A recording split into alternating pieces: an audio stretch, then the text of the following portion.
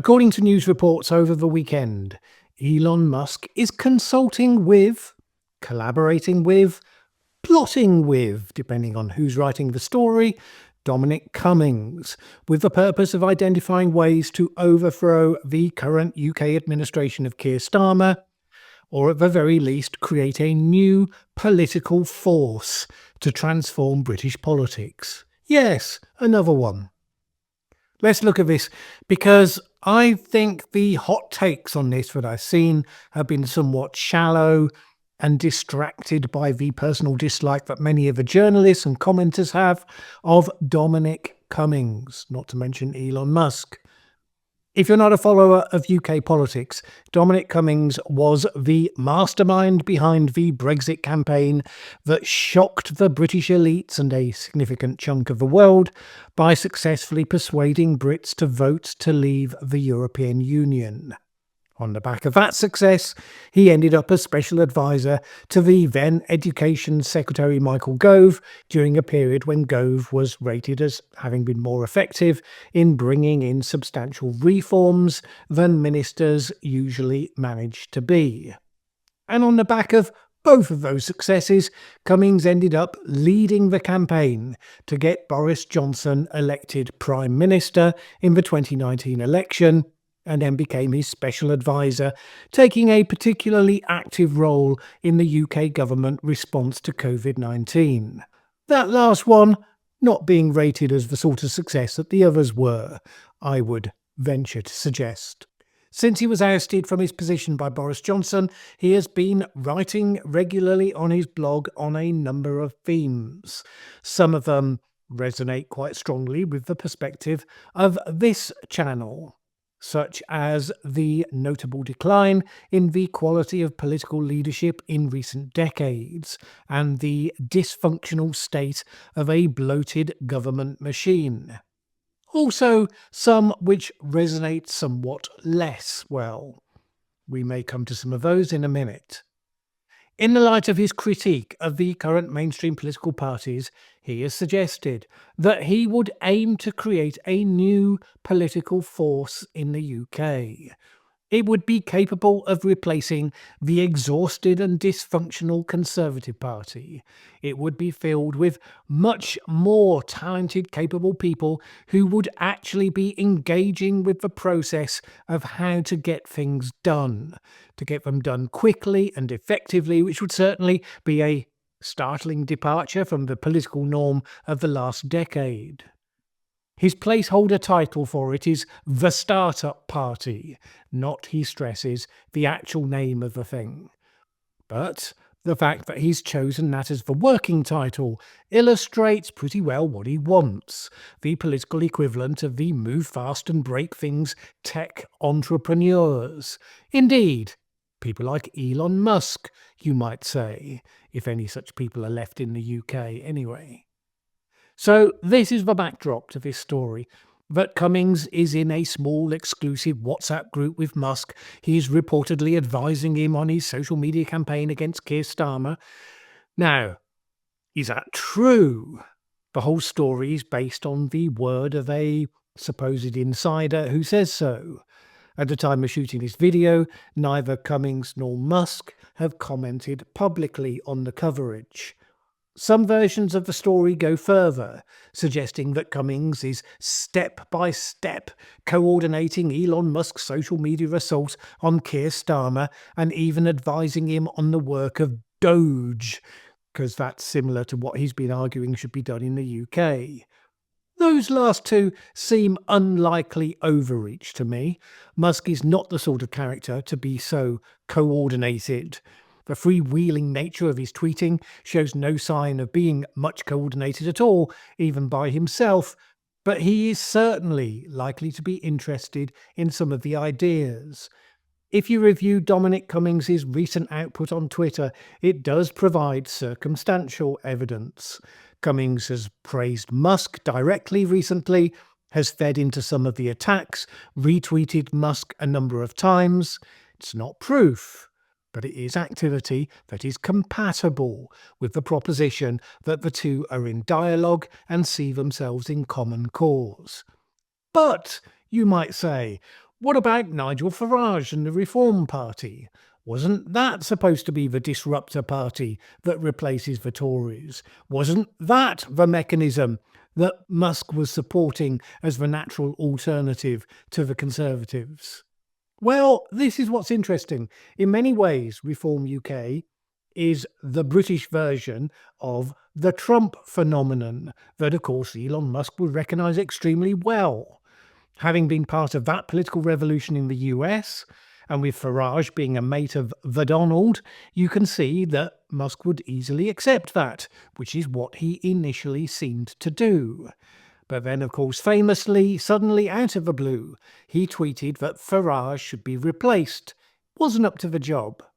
Farage and everyone else was left wondering, where did that come from? The obvious question is, did it come from Dominic Cummings, or at least was it influenced from contact with him? Because when asked about Nigel Farage and reform, Dominic Cummings tends to be extremely dismissive. The problem with Farage, he says, is that he's like all the other hopeless politicians, simply focused on the next media round, getting onto the Today programme, getting his latest campaign, lots of airtime. He is not, he argues, remotely interested in the difficult problems of how you actually govern. And that is what Cummings is most interested in. Winning elections, yes, but with a purpose. The Leave campaign, the Brexit campaign that Cummings ran, used populism as a deliberately crafted weapon to win support. Understanding what motivated people, having a deep instinct for what they really wanted, and then turning that into a series of very simple, some would say simplistic, very engaging messages. That was what he had a genius for. And indeed, he was somewhat ahead of Trump in showing that a degree of post-truth politics can be highly effective. Most famously, they drove a bus around the UK with a message on the side, "We send the EU £350 million a week. Let's fund our NHS instead." The exact number was wrong. The message on the bus got huge amounts of airtime because so many of the journalists were going out of their way to go on and on and on about how the number was wrong. The real number, they said, was more like £250 million. Well, for the majority of voters in the UK, this simply meant that they had the message drawn to their attention by the mainstream media over and over again. The fact that in so doing they corrected the figure didn't really matter, because, the corrected figure still sounds like quite a lot of money. The underlying point, we send a lot of money to the EU, we could be spending it at home, was received and understood.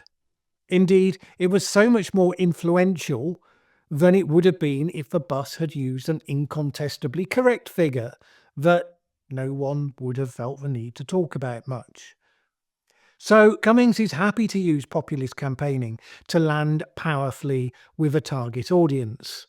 But he is not impressed with natural populists who simply believe that complex problems have easy solutions.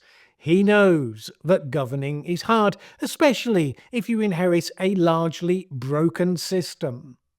And he wants to be the one who campaigns effectively, i.e. in a populist way, and who then governs effectively, gets things done quickly and cheaply, the right things. Or in his own words, the only point of the Startup Party and the only way it could win is for A, an obviously different set of people, B, to offer obviously different ideas, and C, behave obviously differently, and have a communication machine tell a compelling story effectively. The people making up the MPs of his party and the others involved with it would be great people, he suggests, from the worlds of entrepreneurs, investors, armed forces, intelligence community, special forces, police, NHS, education broadly defined beyond state school teachers, research, small businesses. In other words, an overwhelming majority, he says 99%, from specialisms and nothing to do with politics. It is why Farage and Reform are not the vehicle that Dominic Cummings wants. Cummings wants a party of and for technocrats. Uber competent people to replace the political clown show. The people who understand the science, who know how to read a graph, a spreadsheet, basic computer code, but one that will also be in touch with the people so that that expertise gets properly deployed to get the things done that people actually want and need to get done. But modern right-wing populism of the Farage Reform type is deeply suspicious of such technocrats. These were the people who were savaging the government when Cummings was there for its use of projections and worst-case scenarios and nudge unit psychological campaigns in the COVID-19 response. Based on how he writes about them, Cummings finds those sorts of populists to be incompetent and uninterested in actually governing. They have similarly unflattering things to say about him.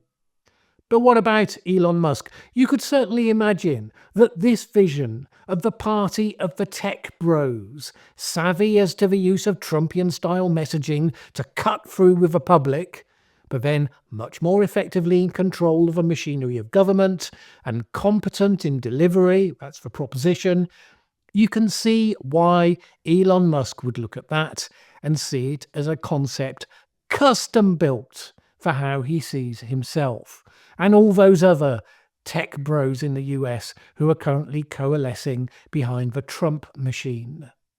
So maybe, at some point in that discussion, Musk tweeted randomly on his own initiative that Farage is not up to the job. Did so because perhaps Cummings had explained to him why he personally had no time for Farage. But on reflection, he might then have thought that he'd been premature. Premature because, after all, the Cummings Startup Party remains a concept in outline only right now. Doesn't exist. Reform UK does exist. Farage and Reform UK are currently attacking Starmer over the grooming gangs, not the wholly theoretical Startup Party. So if Musk really wants to get rid of Starmer sooner rather than later, which the reports suggest he does, then abandoning them too soon might turn out to be burning a bridge before you've actually crossed it. The truth is that Cummings' Startup Party would face a number of significant obstacles. Because firstly, right now, obviously, Reform UK has achieved an astonishing amount of momentum for a party with, remember, just 5 members of Parliament. Secondly, there is no evidence that technocrats, his great people from business, technology and other specialisms, make even competent politicians, let alone highly effective ones. We have, after all, seen some highly successful businessmen enter the world of politics in the UK, only to crash out relatively quickly. Most notably, the former highly successful chief executive of UK retail giant Asda, Archie Norman, who became the Conservative Shadow Secretary of State for the Environment during the Blair government. He got frustrated pretty quickly at the difference between running a business where you could get stuff done and politics, which required skills and a mindset that was just alien to him. He stood down after just 2 terms. Of course, in the US, you have a businessman just elected president, but the US system is different. You can stand and be elected for the top job. In the UK, you have to start by being a backbencher and then progressing to be a minister and then maybe a secretary of state and then maybe you might have a chance to get elected leader and get a chance at the top job. At only that point do you start making the decisions that count. For many, that's a multi-decade process. I gently suggest that Donald Trump would not have gone through such a process had that been required in the US. In any case, you get the point. There is no history that suggests a government of technocrats gives you more effective government. You can sometimes create a specific project with the power to cut through, like the UK's vaccine development project, which was created outside of the NHS to avoid all the bureaucracy and did a good job for its specific remit on a tight timescale. If you look at what's made some of the politicians of the past successful, though, there was definitely, yes, a higher calibre of senior politicians, but they were still politicians. Ones who cared about getting things done, sure. Deeply interested in the process of how that could happen, sure. But still, they were experts in politics. Now, what such startup party could do, in principle, is to be the wrecker, the rebuilder, that then handed on the results to a new generation of such politicians. And Dominic Cummings has acknowledged that, floated the idea that 10 years after first taking power, his party would wind up having completed its task of one-time major structural reform.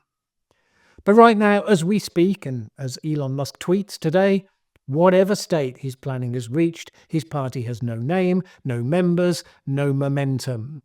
He himself could not lead it. He's not a charismatic leader who suits the harsh spotlight, and he is, whether rightly or wrongly, indelibly tarnished in the public eye for the Barnett Castle incident during COVID, when it was suggested he'd broken the COVID rules the rest of the country had to follow.